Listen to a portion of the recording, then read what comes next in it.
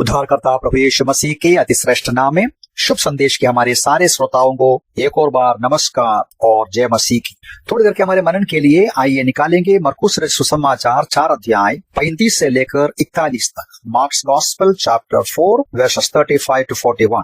हम यहाँ देखते हैं प्रभु यीशु मसीह स्वर्ग के राज्य के बारे में उन दृष्टांतों को कहने के बाद शाम के समय प्रेरितों से कहते हैं हम गलील झील के उस पार चले जाएंगे। और यीशु मसीह के आदेश के अनुसार वे निकलते हैं नाव में बैठकर, लेकिन देखते हैं कि भयानक आंधी आते हैं और लहरें नाव से टकराने लगी और पानी नाव में भरने लगा। और हम पढ़ते हैं प्रभु यीशु मसीह नाव में ही पीछे भाग में गद्दी पर सो रहा था। आंधी के वजह से भयभीत होकर प्रेरित लोग यीशु मसीह को पुकारते हैं, उसको जगाते हैं, पूछते हैं प्रभु आपको क्यों चिंता नहीं हमारे बारे में, हम तो नाश होने वाला है। और यीशु मसीह अपने नींद में से उठते हैं और आंधी को डांटते हैं और झील से कहते हैं शांत हो। हम उधर पढ़ते हैं आंधी थम गई और सब कुछ शांत हो गया। और यीशु मसीह अपने शिष्यों को डांटते हैं ये पूछते हुए इतने डरपोक क्यों हो। प्रेरित लोग अत्यंत भयभीत होते हैं और पूछते हैं यह है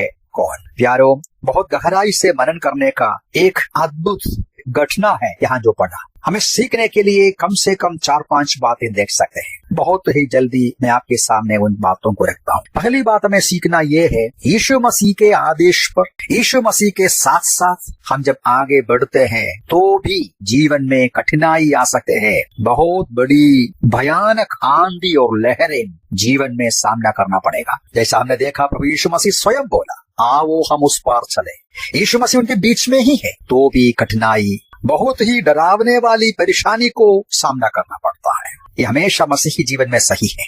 प्यारो, यीशु मसीह ने ही कहा तुम्हें संसार में कष्ट होगा, क्लेश होगा। क्लेश के बिना एक सुख जीवन प्रभु यीशु मसीह वायदा नहीं करता है।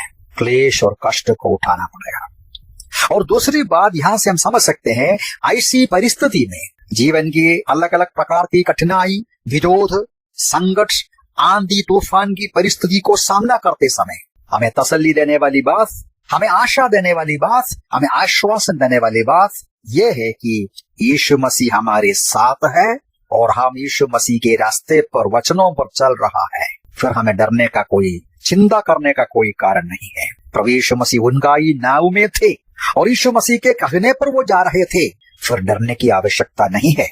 लेकिन दुख की बात है ये शिष्य लोग डर गया उतना भी नहीं, बहुत भयभीत होकर प्रभु यीशु मसीह से शिकायत करते हैं। क्योंकि हम ऐसा पढ़ते हैं 38 का अंत में, हे गुरु क्या तुझे चिंता नहीं कि हम नाश हुए जाते हैं। यह तो बहुत ही अविश्वास का शब्द है। वो यीशु मसीह बाद में उसको डांटता भी है, तुम इतना डरपोक क्यों है, तुम इतना अविश्वासी क्यों है। हम अविश्वासी नहीं बनना चाहिए। देखिए, जब हमारे अंदर विश्वास कम होते हैं, हम डर जाते हैं, हम चिंता से भर जाते हैं और गलत प्रकार की बातें करते हैं, शक करते हैं, शिकायत करते हैं, कुड़कुड़ाते हैं। ये सब हमारी विश्वास की कमी को दर्शाते हैं। सचमुच में वो लोग यीशु को कैसा पूछा, हे गुरु क्या तुझे चिंता नहीं। वास्तव में किसी से बढ़कर ज्यादा चिंता हमारे बारे में प्रभु यीशु मसीह ही करते हैं। वो हमारा ख्याल रखते हैं, हमारे बारे में सोचते हैं और हमें सारी प्रकार का सहायता वो करते हैं। सचमुच में हमारे लिए चिंता करने वाला। भजन लिखने वाला और पत्रोस भी बोलता है,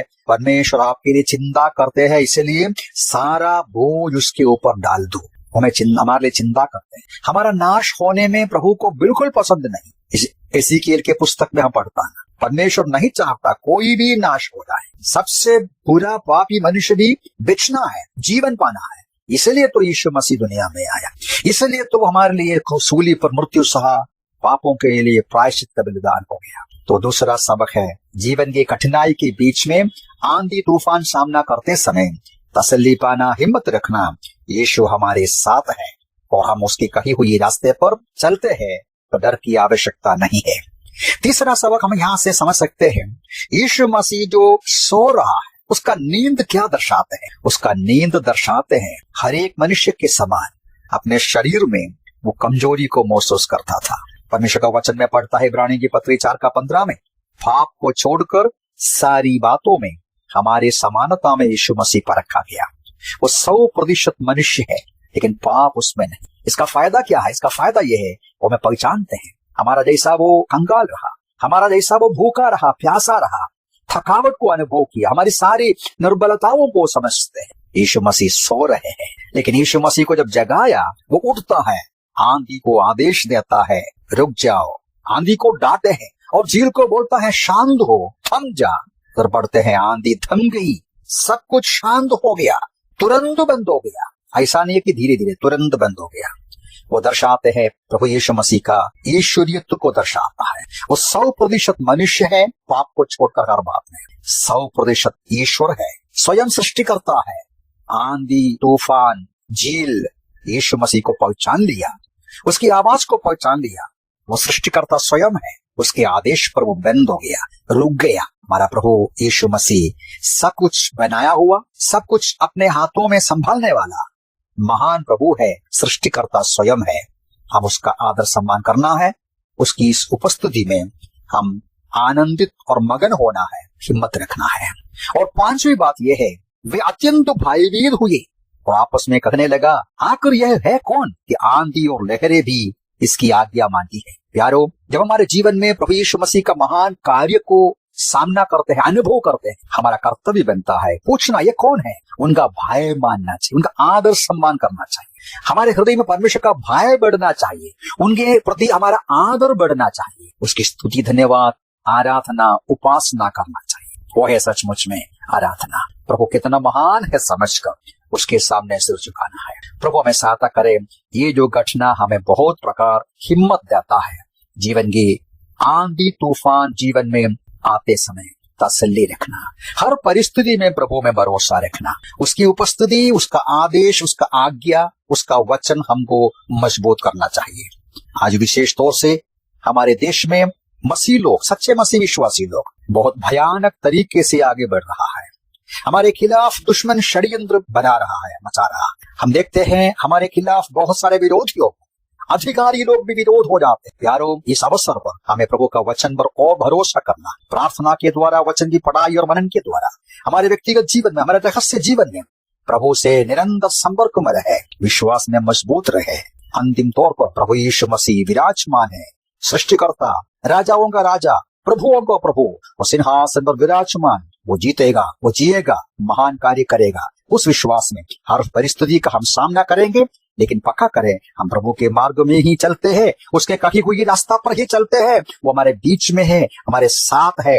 हम उसको जगाएं, हम उससे बातें करें, हम उसके सामने हमारे हृदय को उंडेल दे। प्रभु काम करेगा, प्रभु इस परिस्थिति को बदलेगा, सब कुछ शांत हो जाएगा। और हम पढ़ते हैं बहुत बड़ी शांति, शांत वातावरण आ जाएगा। प्रभु इन वचनों से मैं सहायता करे। प्रभु के नाम की महिमा हो। जीवन का सच्चा सहारा